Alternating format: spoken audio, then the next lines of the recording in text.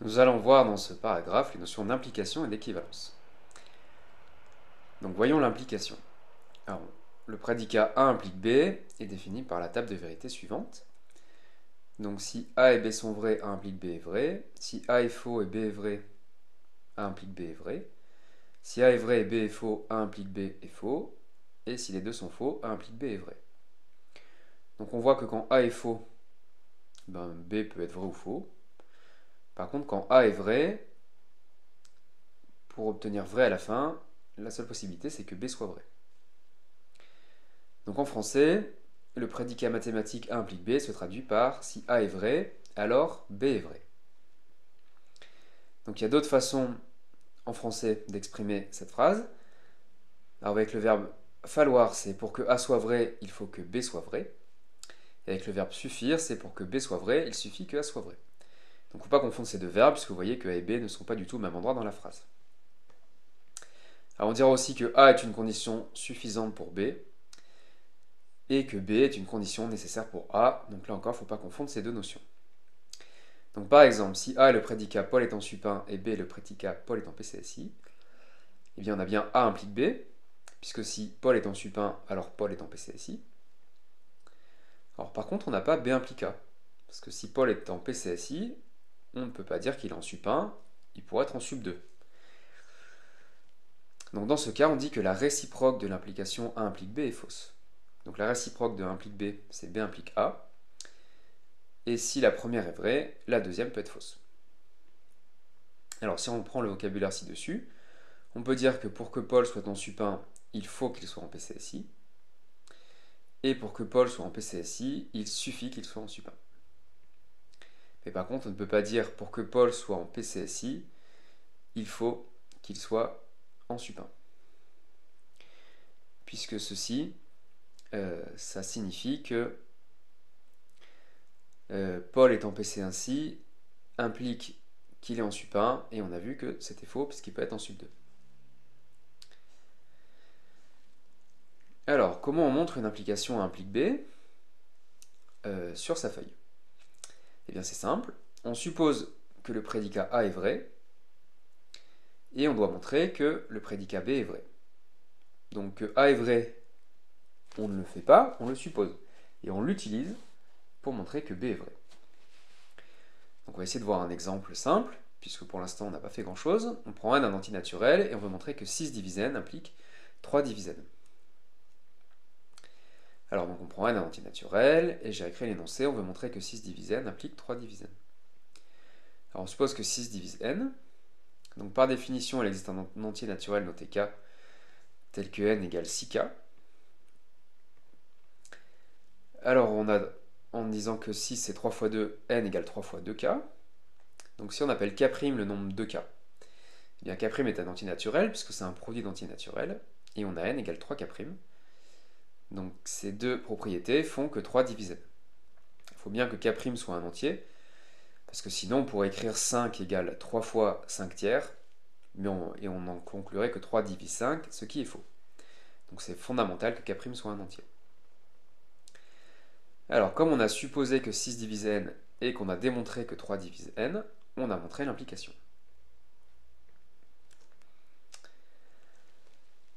Alors une autre façon de prouver une implication, c'est de raisonner par contraposé.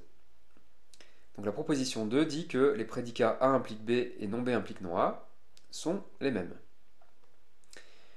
Et donc en pratique, plutôt que montrer que A implique B, on choisit parfois de montrer que non B implique non A, puisqu'à certaines situations c'est beaucoup plus simple, le problème est attaqué différemment.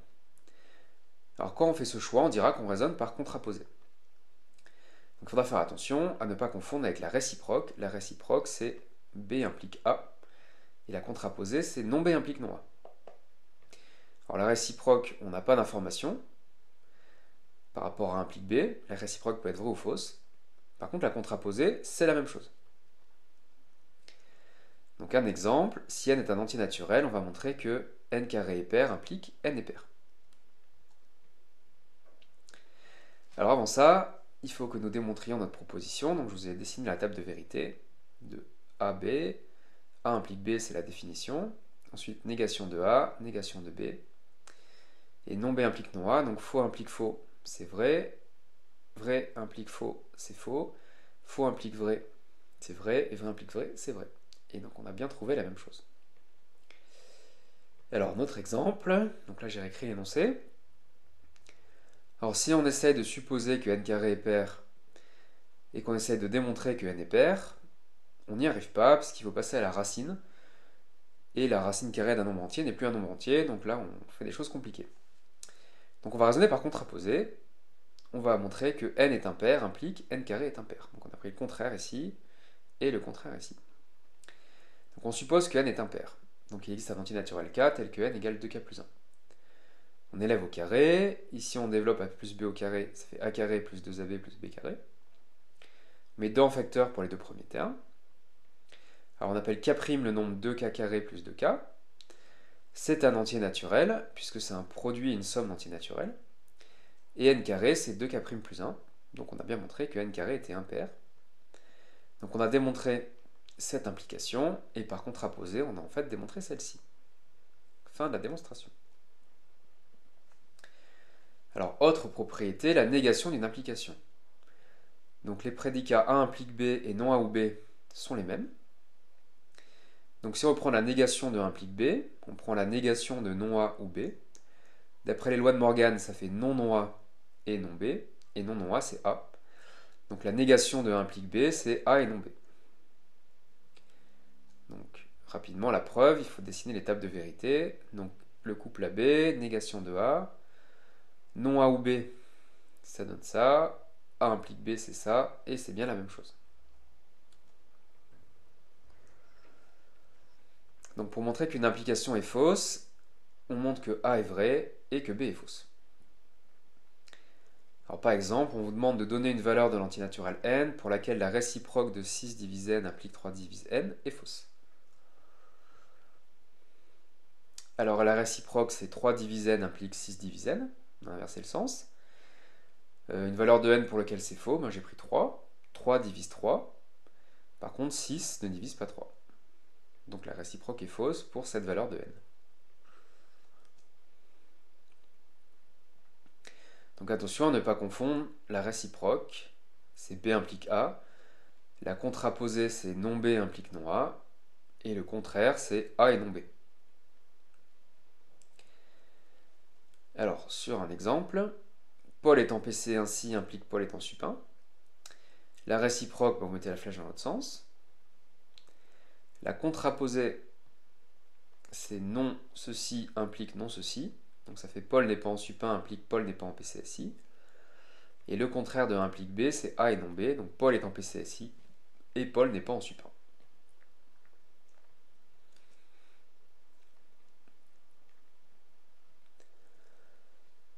Alors, notion suivante, c'est la notion d'équivalence. Donc on dira que A est équivalent à B.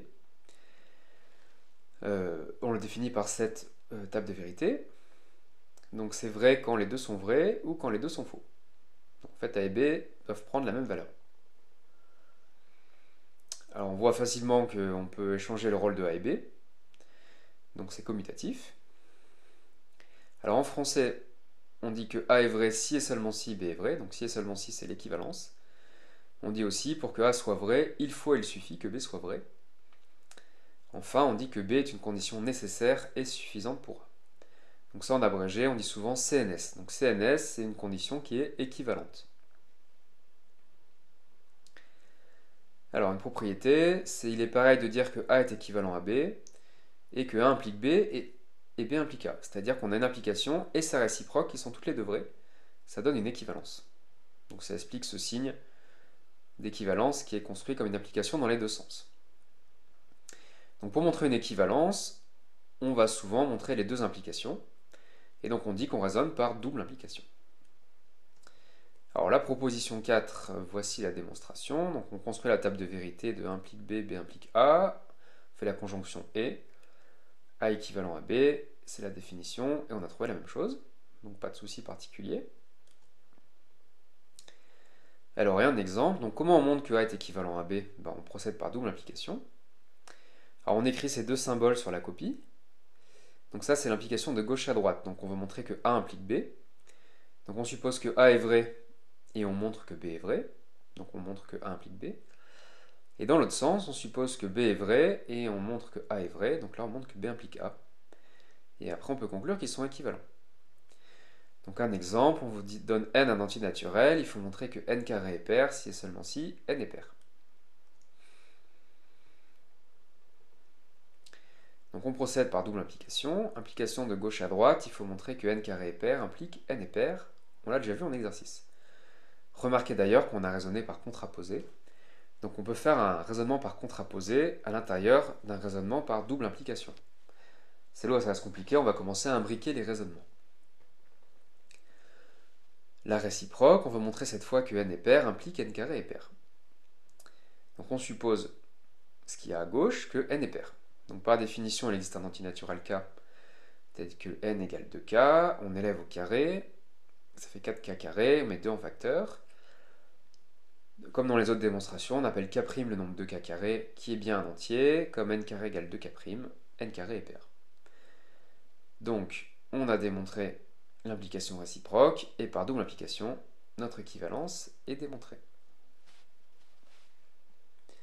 Donc, le symbole équivalent, remarquez qu'il a un sens bien précis.